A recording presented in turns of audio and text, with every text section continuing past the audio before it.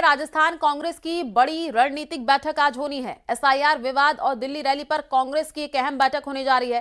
कांग्रेस की तैयारियों पर शीर्ष नेताओं की marathon meeting. Delhi rally, SIR मुद्दे पर कांग्रेस की रणनीति तय होगी। बैठक में डोटासरा, रंधावा समेत बड़े नेता मौजूद रहने वाले हैं। टीकाराम जूली भी बैठक में भाग लेंगे। संगठन और अन्य मामलों को लेकर के भी समीक्षा होगी। तो बड़ी खबर इस वक्त आपको जयपुर से बता रहे हैं। राजस्थान कांग्रेस की बड़ी रणनीतिक बैठक आज होने वाली है। एसआईआर विवाद और दिल्ली रैली पर कांग्रेस की एक अहम बैठक होने जा रही है और कांग्रेस की तैयारियों पर शीर्ष नेताओं की मैराथन मीटिंग होगी। दिल्ली रैली, एसआईआर मुद्दे पर कांग्रेस की रणनीति तय होगी। बैठक में डोटासरा, रंधावा समेत बड़े नेता मौजूद रहेंगे। इनके लिए 29 तारीख को मीटिंग कर रहे हैं। हमारे प्रभारी जी भी आएंगे, गहलोत साहब, सचिन पायलट जी, सारे तमाम सीनियर लीडर, एआईसीसी के सब लोग यहाँ आकर के हम एक तो एसआईआर के ऊपर समीक्षा करेंगे, जो गड़बड़ियाँ ये सरकार करा रही है या बीजेपी करा रही है, उसके ऊपर भी चर्चा करेंगे और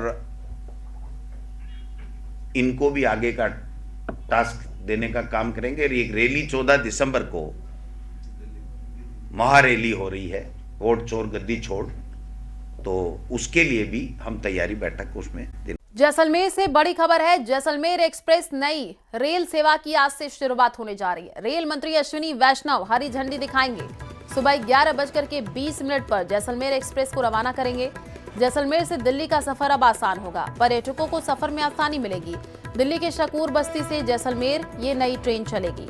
तो बड़ी खबर इस वक्त आपको जैसलमेर से बता रहे हैं। जैसलमेर एक्सप्रेस नई रेल सेवा की आज से शुरुआत होने जा रही है। रेल मंत्री अश्विनी वैष्णव हरी झंडी दिखाएंगे।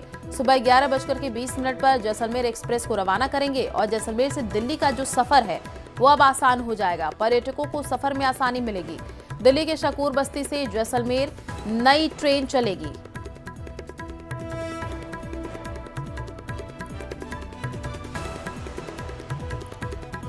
और अलवर में बेवफाई का ऐसा ड्रामा देखने को मिला कि पुलिस भी हैरान हो गई। दरअसल एक कांस्टेबल बिना तलाक के दूसरी शादी करने के लिए पहुंचा, लेकिन उससे पहले उसकी पत्नी पहुंच गई। बहरहाल पुलिस ने पहुंच करके मामला शांत कराया है। ये रिपोर्ट देखिए।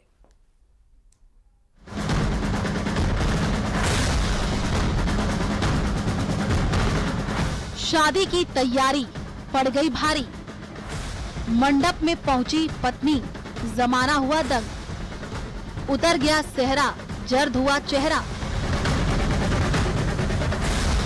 अलवर में शादीशुदा कांस्टेबल दूसरी शादी रचाने की तैयारी में था। मंडप तैयार था, मेहमान भी मौजूद थे, बस कमी थी शहनाई की। लेकिन इससे पहले ही दूल्हे राजा की पहली पत्नी आ धमकती है। फिर क्या था, बैंड बाजा और बारात की जगह होटल में हाई वोल्टेज ड्रामा शुरू हो जाता है। महिला को देखते ही दूल्हा दुल्हन का रिएक्शन चौंकाने वाला था। कहीं जगह नहीं मिली तो दोनों सीधे बाथरूम में छिप गए। फिर क्या था, जब पुलिस आई तब जाकर दोनों को बाहर निकाला गया और शादी रुकवाई गई। दूल्हे की पहली पत्नी का आरोप है कि उसके पति के पहले से ही कई लड़कियों के साथ रिश्ते रह चुके हैं, जिसकी वजह से उसे अपने बच्चों के साथ मायके में रहना पड़ रहा है। महिला को उम्मीद थी कि शायद कभी पति अपनी हरकतें छोड़कर सुधर जाए और वो दोबारा अपने बच्चों को लेकर साथ रह सके।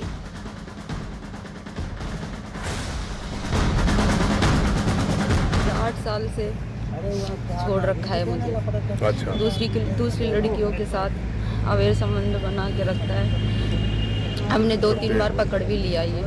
अच्छा। उसके बाद मैंने कॉम्प्रोमाइज़ करने के लिए की भी मैंने कोशिश की थी, 3-4 बार चली भी गई थी बच्चों के भविष्य के लिए, कि बच्चों का भविष्य खराब हो जाएगा। फिर भी इन्होंने कोई भी मतलब ऐसा कुछ नहीं किया कि हाँ रखने के लिए, कुछ ऐसे घर ही नहीं आता था। तो उसके बाद फिर मैं मेरे पापा के घर पे छोड़ दिया मुझे। उधर दूसरी शादी करने वाले पुलिस कांस्टेबल ने सफाई देते हुए कहा कि वे कोई शादी नहीं कर रहा था। दोनों केवल होटल में बातचीत करने के लिए इकट्ठा हुए थे। मैं कोई शादी नहीं करने वाला था। कोर्ट में उसका केस चल रहा है। मैं हूँ ना, जय किशन नाम है मेरा। और मेरी पत्नी से 2011 में हमारी शादी हुई थी। अच्छा। उसके बाद से ही हमारे अनबन रहती है। अच्छा। इसका हमारा कोर्ट में डाइवर्स का चल रहा है, इन्होंने दहेज का मुकदमा लगा रखा है और पारिवारिक न्यायालय में भी चल रहा है और तलाक का भी चल रहा है। विजय कांस्टेबल है जो विजय मंदिर थाने में रहता है, और एक दूसरा लड़की पक्ष भी है, वो यहाँ है शादी के लिए। जैक्सन है लड़के का, कांस्टेबल का जैक्सन है, वो यहाँ आए हुए हैं, तो इनको समझाइश कर दी है और न्यायालय द्वारा भी इनको पाबंद किया हुआ है, तो उसको समझा दिया है कि न्यायालय के आदेशों की ही पालना करें और विधि सम्मत काम करें। तो दोनों पक्ष से सहमत हो गए हैं इस बात के लिए, इस प्रकार की भी कोई शादी नहीं कर रहे। पुलिस ने दोनों पक्षों को समझा बुझा करके मामला शांत करा लिया है, लेकिन शादी छुप सकती है, सच नहीं। अब फैसला कांस्टेबल और उसके परिवार को करना है कि गलती कहां हुई। न्यूज़ 18 के लिए नितिन तिवारी की रिपोर्ट।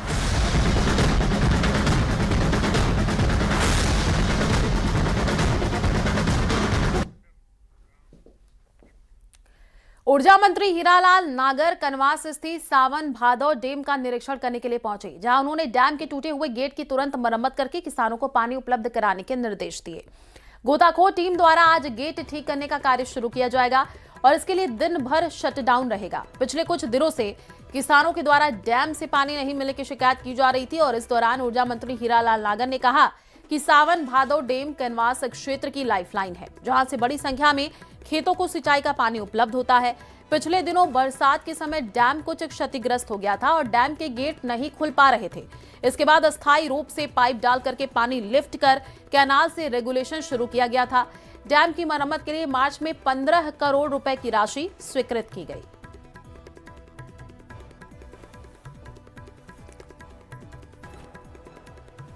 मैंने बात की है डीएफओ से, उन्होंने कहा है कि हम इसके सहारे अलाउ कर देंगे, तो ताकि ये मोटरेबल हो जाए, उसके सहारे एक आने का रास्ता और इनके कैनाल के सारे रोड बन जाए कच्चा, जिस पर ये उसको ग्रेवल रोड बनाने का अलाउ कर देंगे। मुकंदरा हिल्स के अंदर टाइगर रिजर्व में ये पक्का रोड तो अलाउ करेंगे नहीं डामर, लेकिन कच्चा और ग्रेवल रोड अलाउ हो जाएगा, तो उससे भी यहाँ आकर के और इस नहर की भी मॉनिटरिंग हो जाएगी। जहां एक ओर सर्दी के तेवर तीखे होने लगे हैं, राजधानी में सुबह 16 डिग्री सेल्सियस दर्ज किया गया। मौसम विभाग ने आने वाले दिनों में प्रदेश में कोहरे को लेकर के अलर्ट जारी किया है, तो वहीं जयपुर समेत कई जिलों में AQI लेवल बेहद खराब दर्ज किया गया है।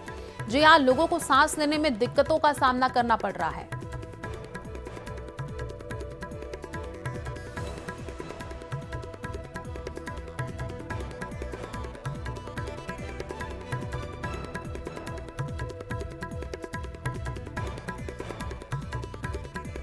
प्रदेश में जैसे जैसे सर्दियां बढ़ती जा रही है, वैसे वैसे एयर क्वालिटी इंडेक्स भी लगातार खराब होता जा रहा है और इसी के चलते बहुत सारे लोग अपने आप को दुरुस्त और स्वस्थ रखने के लिए न केवल पार्क में जो है एक्सरसाइज कर रहे हैं, बल्कि अलग अलग तरीके के योगा भी कर रहे हैं। हमारे साथ एक यहाँ पर पार्क के अंदर एक व्यक्ति हैं, उनसे भी बात करने की कोशिश करते हैं।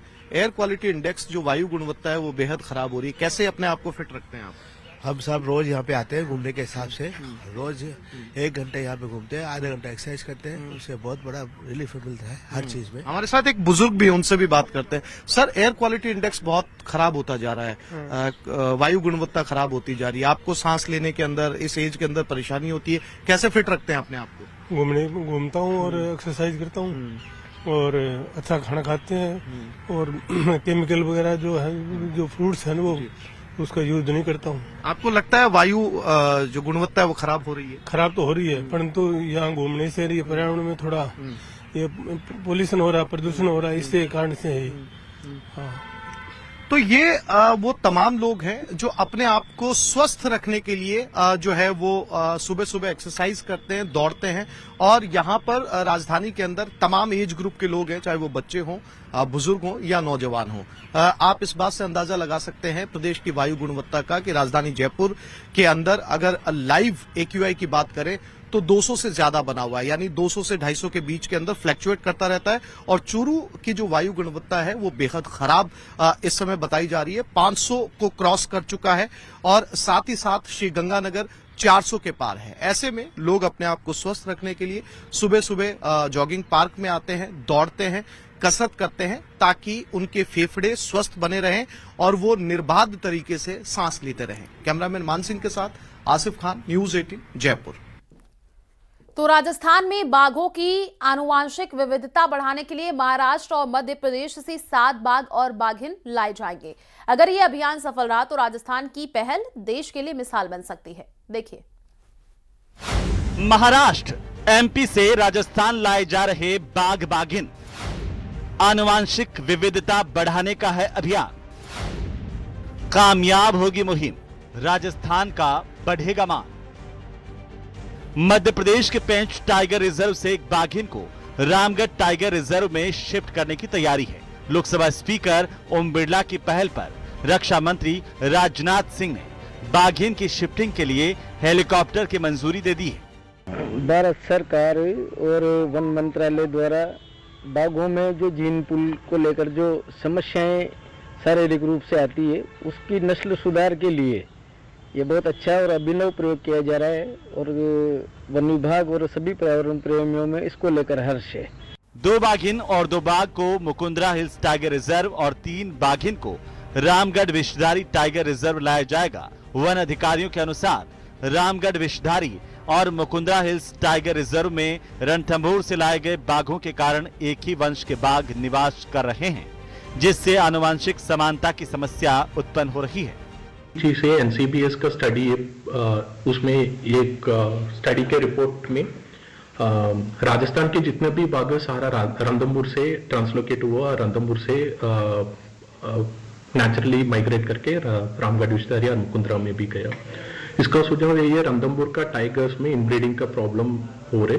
ये देश का पहला मामला है और बूंदी के रामगढ़ टाइगर रिजर्व से इसकी पहली शुरुआत है और वन विभाग लगातार इसके लिए पूरे प्रयासरत है और सारे जो टीम है वो लगातार मॉनिटरिंग कर रही है और 1 या 2 दिन में इसको हवाई मार्ग के द्वारा इसको बूंदी लाया जाएगा। मुख्य वन्यजीव प्रतिपालक अरुण प्रसाद बताते हैं कि मध्य प्रदेश के पदाधिकारियों से बाघिन को ढूंढने के लिए कह दिया गया है। एनटीसीए ने पिछले साल 2024 में परमिशन दिया 5 टाइगर्स को। इसमें पहले टाइगर्स अभी अपन बूंदी के लिए आरबीटीआर के लिए लेके आ रहे। फर्स्ट टाइगर्स तो पेंच महाराष्ट्र मध्य प्रदेश से, पेंच मध्य प्रदेश से एक टाइगर्स लेके आने के हमारा टीम भी पहुंच गया, उधर सारा तैयारी भी लाइक वो लोग कर रहे। दूसरी जगह के बाघ आने और उनसे ब्रीडिंग से नया जीन पुल बनाने में मदद मिलेगी। जानकारी के मुताबिक रामगढ़ के बाद मुकुंदरा में दूसरी बाघिन अगले महीने तक लाई जाएगी। राज्य सरकार के मुताबिक 4 से 5 बाघिनें लाने की योजना है। अगर ये अभियान सफल रहा तो राजस्थान की पहल देश के लिए मिसाल बन सकती है। महज 2 से 3 दिन का समय है जब सभी का यह इंतजार खत्म होगा और एयरलिफ्ट करके पेंच टाइगर रिजर्व से एक बाघिन बूंदी के टाइगर रिजर्व रामगढ़ विषधारी में पहुंचेगी। सहयोगी रवि के साथ न्यूज 18 के लिए बूंदी से भवानी सिंह।